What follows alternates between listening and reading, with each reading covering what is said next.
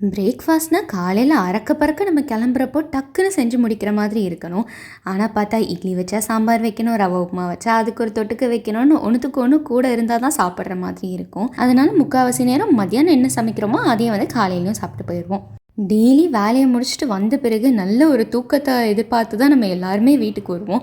ஆனால் வீட்டுக்கு வந்து பார்த்தா வெயில் காலமாக இருந்தாலுமே இந்த கொசு தொல்லை தாங்க முடியலை. காதுகிட்ட வந்து சத்தம் கொடுத்துக்கிட்டே இருக்கும், ஒரு நிம்மதியான தூக்கமே இருக்காது.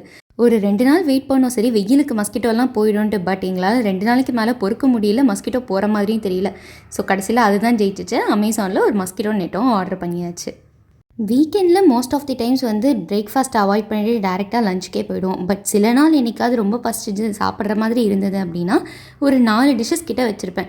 டக்கு டக்குன்னு செஞ்சு சாப்பிட்றலாம் அப்படிங்கிற மாதிரி. ஸோ அன்றைக்கி வந்து தேங்காய் கஞ்சி தான் வச்சுருந்தேன். இதோட ரெசிபி நான் சீக்கிரமாகவே ஷேர் பண்ணுறேன்.